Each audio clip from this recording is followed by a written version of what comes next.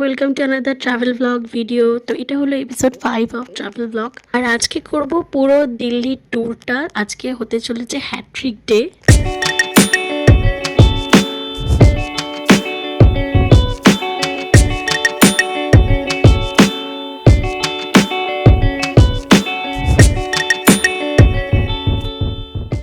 Ready হয়ে বেরিয়ে পড়েছি। এখন বাজে ওই 8:30 থেকে 9টা মতন।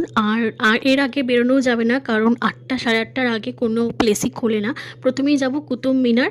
হোটেল শীতে ইন্টারন্যাশনাল থেকে কুতুব মিনারের ডিস্টেন্স দেখাচ্ছে 16 কিলোমিটার, ওই 16.2 কিলোমিটার মতন দেখাচ্ছে। আর যেতে মোটামুটি 1 ঘন্টা তো লাগবে, তো সেটা দিল্লির রাস্তায় ধরে রাখতে হবে 1.5 ঘন্টা। কুতুব মিনারে আমরা পৌঁছে গেছি। আর এখানে কিন্তু টিকিট প্রাইস আছে। আর নন ইন্ডিয়ান যারা তাদের হচ্ছে 600 টাকা, আর যারা ইন্ডিয়ান তাদের জন্য 40 টাকা। অনলাইন আর অফলাইন দুটোতেই কাটা যাবে। আমরা অফলাইনেই কেটেছি।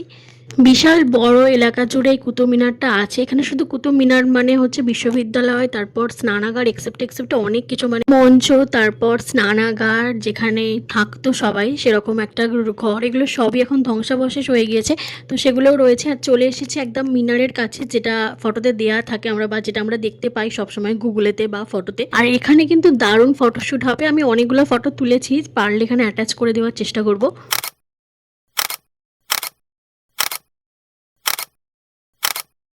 প্রচুর ফটো তুলেছি, তার মধ্যে কিছু তোমাদের সাথে শেয়ার করলাম। কেমন লাগছে কমেন্ট করে জানিও। আর এরপর যেগুলো দেখতে পাচ্ছ, যে ধ্বংসাবশেষগুলো, এগুলো সব আগেকার যুগের ওই হোস্টেল ছিল, মানে আশ্রম, তারপরে ছাত্ররা যেখানে থাকতো, তারপর পড়াশোনার জায়গা, বিদ্যালয়, বিশ্ববিদ্যালয়, স্নানাগার, খেলার জায়গা, প্রার্থনার জায়গা, সেগুলো সবই এখন ধ্বংসাবশেষ হয়ে গিয়েছে। তো সেগুলোই আর কি আছে এখানে। আর এই কুতুব মিনারটা পুরোটা যদি কেউ ভালো করে দেখতে চায়, তার সাথে তো ফটো ভিডিও শ্যুট আছেই। তো পুরোপুরি দেখতে মোটামুটি 1 ঘন্টা থেকে 1.5 ঘন্টা লাগবে। তো সেরকমই তোমরা হাতে টাইম নিয়ে বেরোবে। আর দিল্লিতে কিন্তু প্রচুর ট্রাফিক আছে, তো আর অনেকগুলো প্লেসও আছে দেখার জন্য দিল্লিতে। তো সেই মতন হাতে টাইম নিয়ে বেরোতে হবে। এই যে যেটা বড় মতন দেখতে পেলে এখন ঢাকা দিয়ে আছে, সেটা হলো তখনকার যুগের পাতকুয়া। কি বড়! আর তার সাথে সিঁড়ি আছে, মানে উঠে তারপরে ইউজ করতে হতো। আর এখানে কিন্তু শৌচালয়ের মানে ওয়াশরুমেরও ব্যবস্থা আছে। যেহেতু অনেকটা বড় জায়গা, দেখতে অনেকটা টাইম লাগবে, তো টয়লেটের নিয়ে কোনো অসুবিধা নেই। কুতুব মিনার মানে ফার্স্ট ট্যুরিস্ট স্পট আমাদের দেখা কমপ্লিট। আর এরকম একটা টোকেন দিয়েছিল, যেটা ওই টিকিটের বদলে স্ক্যান করে দেন আসতে হতো। তো সেটা আবার ফেরত নেবে ওরা। আর এরপর যাব আমরা যন্তর মন্তর। এই কুতুব মিনার থেকে যন্তর মন্তর যেতেও 13.6 কিলোমিটার দেখাচ্ছে, মানে যেতে 42 মিনিট, ওই 1 ঘন্টা মতনই টাইম লাগবে।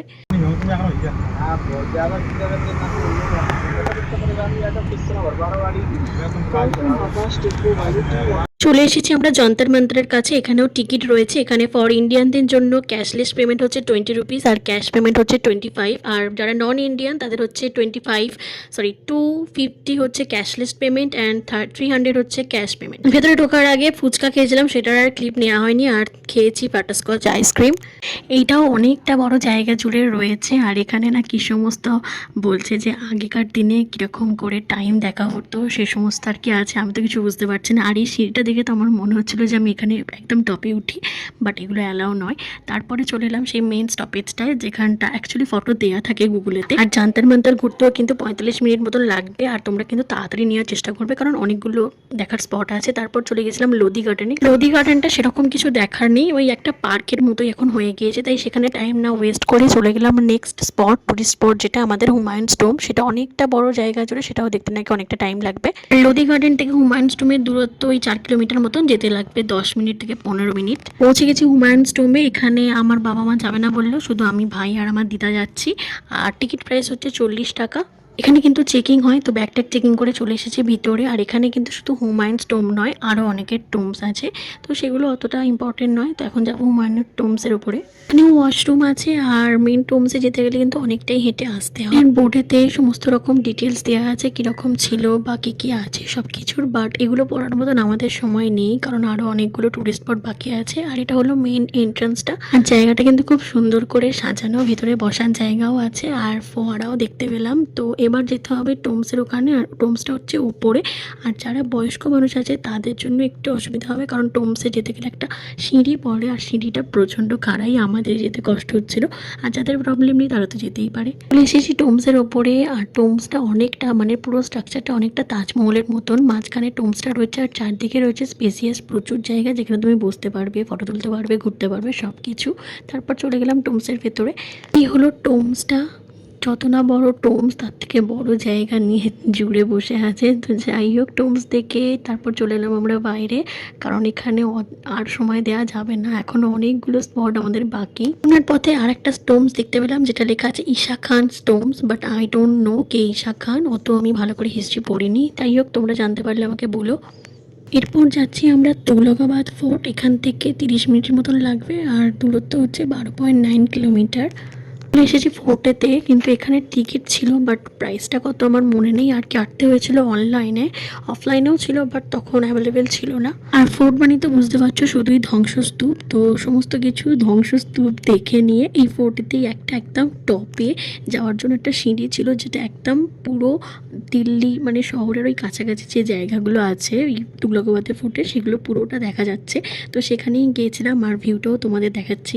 এই যে এই সিঁড়িটা দিয়ে উপরে উঠতে হবে, আর এই হলো ভিউ, পুরো দুর্গটা মানে পুরো ফোর্টটা দেখা যাচ্ছে, আর তার সাথে দূরে দেখা যাচ্ছে শহরটা। এটাই হলো বেস্ট জায়গা এই পুরো ফোর্টের। পুরো ভিউটা তোমাদের সাথে শেয়ার করলাম, কেমন লাগছে তোমরাও জানিও। এরপর চলে গেলাম পুরানা কিল্লাতে। পুরানা কিল্লাটা একটু মেনটেনেন্স হয়, যা দেখে বুঝলাম। ঘাস টাসগুলো পরিষ্কার করে ছাঁটা আছে, অনেকে এই পুরানা কিল্লায় এসে বসেও আছে।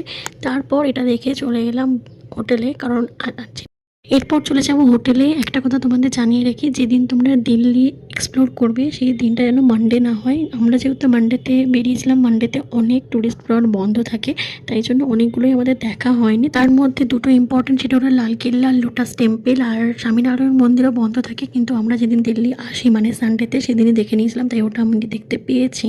রাষ্ট্রপতি ভবনও বন্ধ থাকে, তাই আমরা ঠিক করেছি লোটাস টেম্পলটা আর লালকেল্লাটা আমরা কালকে মানে মঙ্গলবার দেখব। তাই তোমরা দিল্লি এক্সপ্লোর করার জন্য মন্ডেটাকে অ্যাভয়েডই করবে। তারপর হোটেলে ফিরে চলে এলাম ডিনার করতে। ডিনারটা আমরা বাইরে থেকে করেছি, খেয়েছিলাম প্যান ফ্রাইড মোমো। তারপর দিল্লির মার্কেট করে পরের দিন রেডি হয়ে যাচ্ছি আজকে বৃন্দাবন। এর ভিডিও অলরেডি আমি আপলোড করে দিয়েছি, ট্যাগ করে দিলাম, দেখে নিও।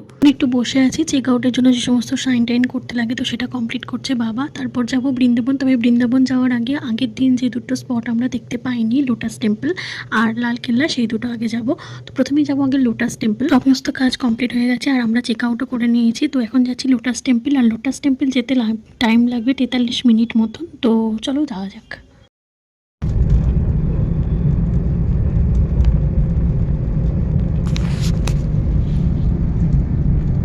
চলে এসেছি লোটাস টেম্পলে। এটা হলো মেন এন্ট্রান্স। তারপর এখান থেকে হেঁটে একটু যেতে হবে, আর ওই যে দেখা যাচ্ছে লোটাস টেম্পল। ভেতরে কোনো মূর্তি পুজো হয় না, কোনো দেবতা নেই, জাস্ট ওটা প্রেয়ারের একটা হল বলতে পারো। তো টেম্পলটা লোটাসের মতন করা আছে, তার ভেতরটা পুরো হল ঘরের মতন। আর ওখানে বসে সবাই প্রেয়ার করে। ওখানে অনেক রকমের মানে হিন্দি, বাংলা, ইংলিশে বুকস আছে, প্রেয়ারের বুকস। তো সেটাই প্রেয়ার করে, আর কিছু না, জাস্ট আর কোনো ফোন টোন অ্যালাউ নয়, তাই ফোন আমাদের বন্ধ করেই যেতে হয়েছিল। আর খুব শান্ত জায়গা, কোনো রকম কথা বলা যাবে না। আর জুতো খুলে যেতে হয়, জুতো খোলার জন্য জুতো ঘরও রয়েছে, আর খুব সুন্দর করে সাজানো আছে বাইরেটা। তো যাই হোক, আমাদের লোটাস টেম্পল দেখা হয়ে গিয়েছে। এরপর যাবো লালকেল্লা। লোটাস টেম্পল থেকে লালকেল্লার দূরত্ব দেখা যাচ্ছে 13.7 কিলোমিটার, আর যেতে টাইম লাগবে 35 মিনিট মতন। আর দিল্লির রাস্তা একটু বেশি টাইম নিয়েই আমাদের যেতে হবে।